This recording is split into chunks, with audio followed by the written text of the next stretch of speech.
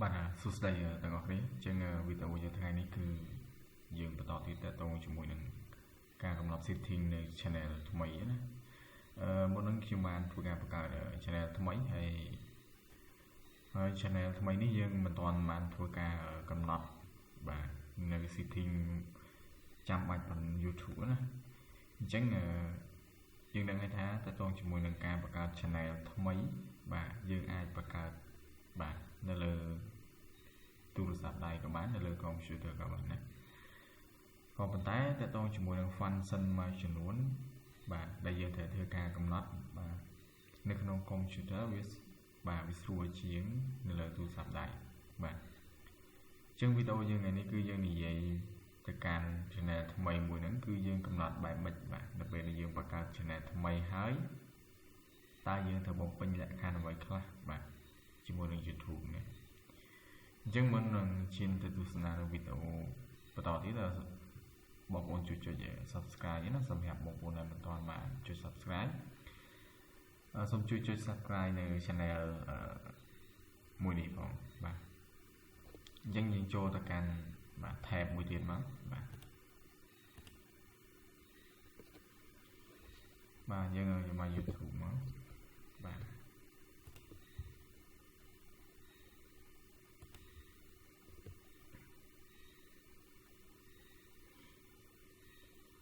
បាទតើតើជាមួយនឹងវីដេអូនេះដែរខ្ញុំសូមឲ្យបងប្អូនធ្វើការបំពេញដោយយកចិត្តទុកដាក់ណាព្រោះជាទូទៅតើតើជាមួយនឹងការបំពេញបាទតែយើងបំពេញខុសគឺបាទមិនល្អសម្រាប់ channel របស់យើងទេណាអញ្ចឹងយើងចូលទៅកាន់ channel របស់យើងមកបាទយើងលើកអក្សរ A នេះបាទបន្តមកទៀតយើងចុចនៅលើបាទ view your channel ណាបាទនេះគឺជាវីដេអូបាទជាស្អីនេះគឺជា YouTube channel ថ្មីរបស់ខ្ញុំហើយ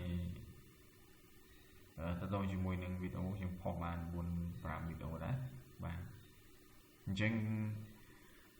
ឃើញអ្នកមើលច្រើនដែរណាតទៅជាមួយនឹង short បាទ channel នេះគឺខ្ញុំធ្វើផុសលេងធម្មតាទេបាទมันមានគោលបំណងបាទទៅសម្រាប់បង្កើតចង់និយាយថាយើងបង្កើតសម្រាប់រកលុយណាអញ្ចឹង channel មួយនេះគឺបង្កើតដើម្បីការអបសុខបាទរបស់ខ្ញុំទេអញ្ចឹងតទៅជាមួយនឹងការកំណត់setting បាន YouTube យើងចូលមកកាន់ channel រួចហើយបាទបងប្អូនចូលទៅកាន់ customize channel នេះមកបាទ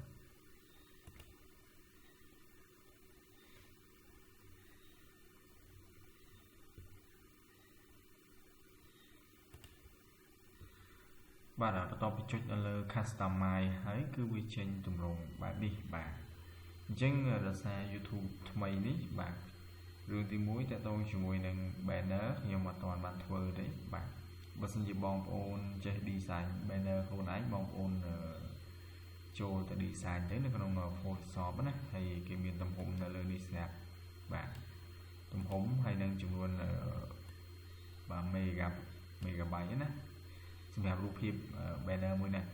បាទអញ្ចឹងគេដាក់ banner image ណាយើងធ្វើការ design ដោយខ្លួនឯងទៅកន្លែងហ្នឹងណាហើយបើសិនជាបងប្អូនបាទមិនចេះ design ទេបាទ comment បានមកខាងក្រោមមកខ្ញុំធ្វើវីដេអូបរៀនណាបាទតើតើជាមួយនឹង profile ក៏តន់មានដែរបាទ profile ដូចគ្នាទំហំបាទហើយនឹងចំនួន megabyte ដូចគ្នាណាបាទអញ្ចឹងតើតើជាមួយនឹងឈ្មោះ channel បាទ link channel បាទ description បាទហើយផ្សេងហ្នឹងគឺយើងមិនទាន់បានធ្វើការកំណត់ទេកន្លែងនេះណាព្រោះយើង channel នេះគឺ channel ថ្មីសុទ្ធសាធណាអញ្ចឹងនៅពេលដែលបងប្អូនបង្កើត YouTube ហើយបាទបងប្អូនត្រូវទៅកំណត់កន្លែងណាណាបាទអញ្ចឹងបងប្អូនចូលមកកាន់ setting ខាងក្រោមនេះមកបាទបងប្អូនមើលមកខ្ញុំចុចមកកន្លែងរូបកងចក្រនេះគេដាក់ setting បាទយើងចុចនៅលើនឹងមកបាទបន្តមកទៀតយើងបាទនៅខាងនេះគឺយើងមានចំនួនបាទ6 function បាទ 6 function នេះគឺជាលក្ខខណ្ឌតម្រូវរបស់ YouTube ណាហើយបងប្អូនធ្វើការកំណត់បាទតែចំណុចសំខាន់បានហើយកន្លែងនេះណាបាទអញ្ចឹងទី1យើងបាទចូលមកកាន់ general បាទ general នេះបងប្អូនត្រូវរើសកន្លែង default បាទ default គឺបងប្អូនយកជាបាទ US បាទ USD បាទ US ដុល្លារកន្លែងនេះមានច្រើនបាទមានច្រើនអញ្ចឹងតើតើជាមួយនឹងការរើសនេះបើសិនជាបាទបងប្អូនជាទូទៅកន្លែងហ្នឹងយើងប្រើ USD ដុល្លារទៅបាទដោយសារយើងបាទយើងនៅខ្មែរយើងមិនប្រើ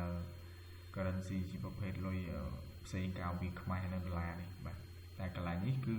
បាទ YouTube ស្គាល់ដុល្លារណាអញ្ចឹងវាអត់ស្គាល់លុយខ្មែរទេយើងយកដុល្លារបាទអញ្ចឹងហើយចំណុច general បាទទី2តទៅជាមួយនឹង channel បាទអញ្ចឹង channel នេះគឺបងប្អូនត្រូវការកំណត់បាទទី1 basic បាទ basic នេះគឺតទៅជាមួយនឹងបាទប្រទេសបាទអញ្ចឹងតើ channel របស់បងប្អូនហ្នឹងបាទស្ថិតនៅក្នុងប្រទេសណា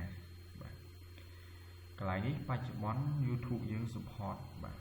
ស្រុកខ្មែរយើងក៏ support បាទស្រុកក្រៅក៏ support ដែរតែសំខាន់គឺបាទយើងរើសទីតាំងឬក៏រើសបាទ location from YouTube របស់យើងនេះនៅប្រទេសណាណាបងប្អូនកន្លែងហ្នឹងបើសិនជាបងប្អូននៅខ្មែរបាទបងប្អូនធ្វើការរើស Cambodia មកណាបាទ Cambodia នេះមកបាទ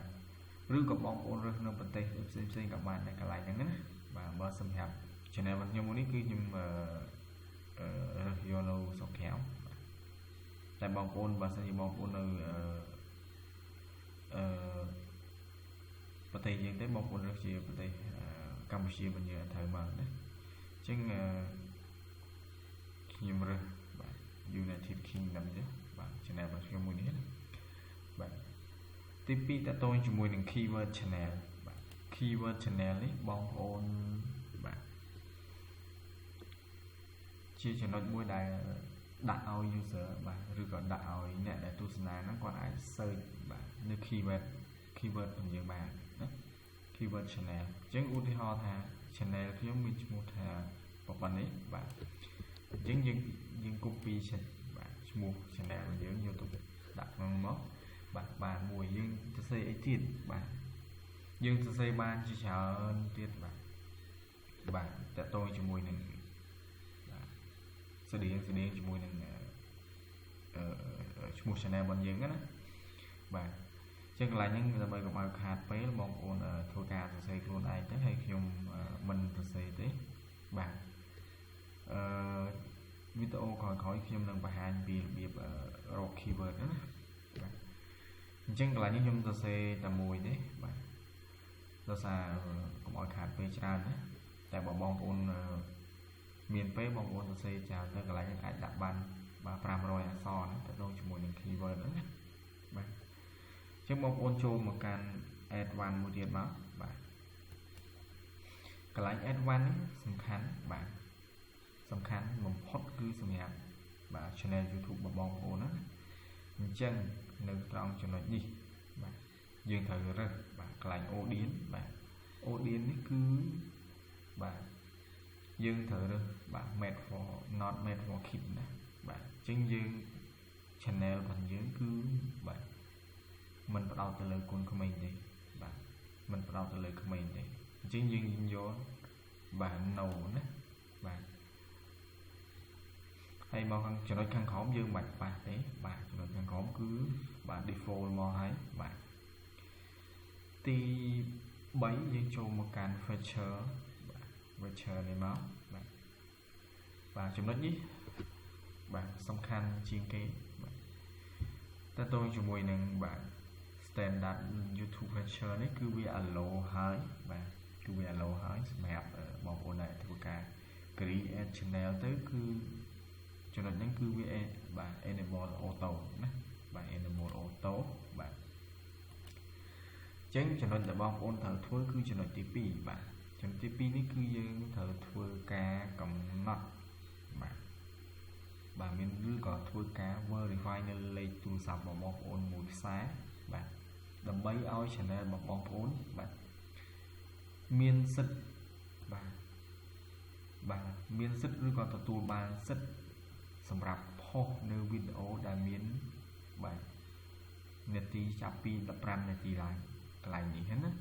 អញ្ចឹងបើសិនជាបងប្អូនអត់ធ្វើការ verify កន្លែងហ្នឹងទេបាទអត់ធ្វើការ verify phone number កន្លែងហ្នឹងទេគឺ channel មួយហ្នឹងគឺផុសវីដេអូលើសពី15នាទីអត់បានទេបាទអញ្ចឹងខ្ញុំសូមបញ្ជាក់ว่าហ្នឹងកន្លែងហ្នឹងដាច់ខាតត្រូវតែបាទ verify phone number បាទអញ្ចឹងយើងនឹងធ្វើការ verify phone number ប៉ុន្តែខ្ញុំឈានទៅចំណុចទី3ឲ្យហើយបាទចំណុចទី3តកតងជាមួយនឹង advanced feature នេះបាទបងប្អូនមិនបាច់ភ័យទេកន្លែងហ្នឹងបាទបងប្អូនធ្វើការផុសវីដេអូបាទឲ្យទៀងទាត់ទៅគឺវាបាទ allow ឲ្យយើង auto កន្លែងហ្នឹងណាបាទឬក៏បងប្អូនដែលគាត់បាទចូលចិត្ត live stream ណាបាទ live បាទវីដេអូ live កន្លែងហ្នឹងគឺវា enable ដូចគ្នាណាបាទបងប្អូនធ្វើការផុសវីដេអូប្រចាំថ្ងៃក៏ដោយបាទបងប្អូនធ្វើការ live វីដេអូក៏ដោយកន្លែងហ្នឹងគឺវាបាទ allow ឲ្យទាំងអស់ណាអញ្ចឹង increase daily video to upload បាន live stream កន្លែងហ្នឹងគឺដូចតែខ្ញុំបញ្ជាក់មិញអញ្ចឹងបងប្អូន upload វីដេអូប្រចាំថ្ងៃក៏បានបាទបងប្អូនធ្វើការ live stream 2-3 វីដេអូទៅដើម្បីដោះ enable កន្លែងហ្នឹងណាបាទអញ្ចឹងយើង back ទៅចំណុចទី2វិញបាទចំណុចទី3យើងមិនបាច់ធ្វើទេណាបាទចំណុចនេះបាទអញ្ចឹងចំណុចទី2តទៅជាមួយនឹង verify phone number បាទយើងចុចបាទ eligible មកបាទបន្តមកទៀតកន្លែងនេះវាឲ្យយើងបាទ verify phone number អញ្ចឹងយើងចុចពាក្យ verify មកបាទមកដល់ចំណុចនេះតទៅជាមួយនឹងបាទ phone verify យើងមាន2 step បាទអញ្ចឹងរឿងទី1បាទយើងត្រូវដាក់លេខទូរស័ព្ទរបស់យើងឲ្យត្រូវបាទដាក់លេខទូរស័ព្ទរបស់យើងឲ្យត្រូវអញ្ចឹងយើងយកប្រទេសខ្មែរមកកន្លែងនេះយើងរើសប្រទេសបានណាបងប្អូនបាទយើងរើសប្រទេសមកបន្តមកទៀតយើងធ្វើការវាយលេខបាទវាយលេខនេះបងប្អូនធ្វើការវាយពីថាបាទ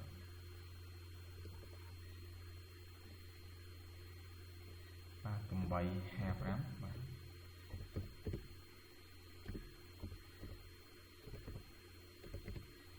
បាទអញ្ចឹងបងប្អូនធ្វើការបាទយើងវាយលេខបូកមួយទៀតបាទបងប្អូនធ្វើការវាយលេខទូរស័ព្ទបញ្ចូលតទៅជាមួយនឹងលេខទូរស័ព្ទគឺយើងបាទប្រើសញ្ញាបូកហើយនឹងលេខ855គឺជាលេខកូដបនប្រទេសយើងណាអញ្ចឹងវានឹងធ្វើការបាទ sending code ទៅកាន់បាទលេខទូរស័ព្ទមួយហ្នឹងអញ្ចឹងរបៀបនៃការ sending មាន2បាទទី1តាមរយៈ message បាទ text message ទី2តាមរយៈ call បងប្អូនបាទចង់ឲ្យគេ call បងប្អូនចុច call មកបើបងប្អូនចង់ប្រើជា text message បាទជាសារណាអញ្ចឹងយើងយកជាបាទ text me បាទ verify code ណាអញ្ចឹងយើងចុច next មកបាទ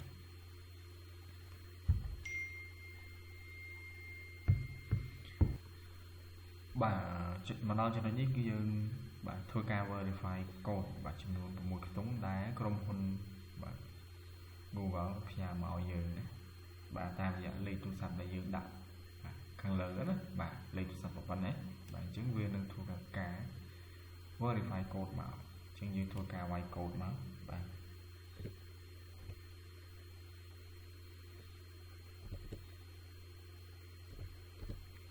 បាទបន្ទាប់មកយើងចុចពាក្យថា submit បាទអញ្ចឹងកន្លែងនេះបងប្អូនត្រូវធ្វើការបំពេញលេខទូរស័ព្ទឲ្យបានត្រឹមត្រូវបាទជៀសវាងខុសបាទខុសម្ដងជា2ដងគឺក្រុមហ៊ុន Google បាទ នឹងធ្វើការ check ទៅលើ account របស់បងប្អូនបាទ check ទៅលើ channel របស់បងប្អូនបាទអញ្ចឹងធ្វើឲ្យ channel របស់យើងបាទមិនទទួលបានបាទ code ដើម្បី verify ណាអញ្ចឹងកន្លែងហ្នឹងសូមបងប្អូនផ្ទៀងផ្ទាត់ឲ្យច្បាស់ណាអញ្ចឹងយើងធ្វើការបាទចុចប៊ូតុង submit នេះមក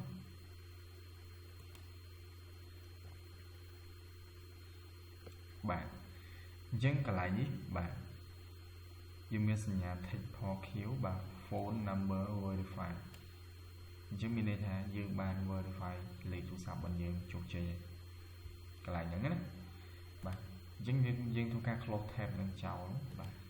យើងមកមើលកន្លែង feature channel របស់យើងបាទអញ្ចឹងយើងឃើញហើយបាទ enable បាទ enable បាទ enable អញ្ចឹងតកតងជាមួយនឹង verify phone យើងជោគជ័យបាទចំណុចបន្ទាប់ដែលបងប្អូនត្រូវធ្វើគឺ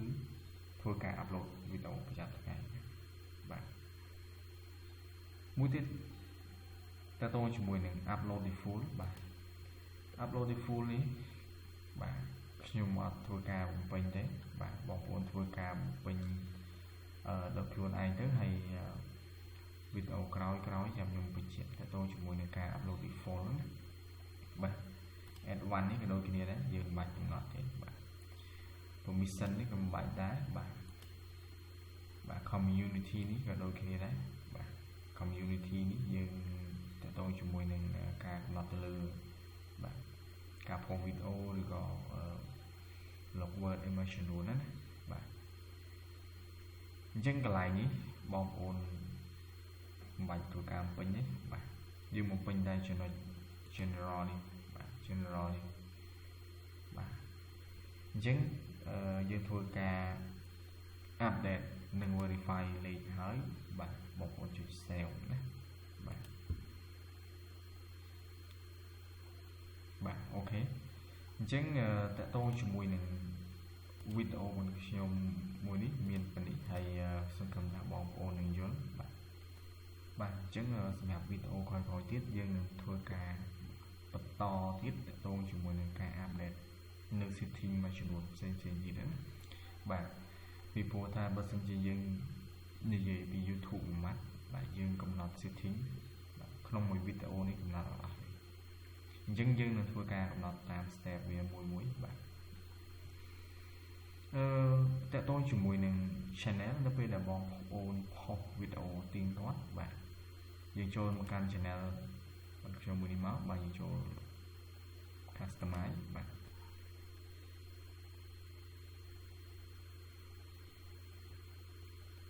បន្ទាប់មកនេះយើងចូលមកកាន់ setting បាទ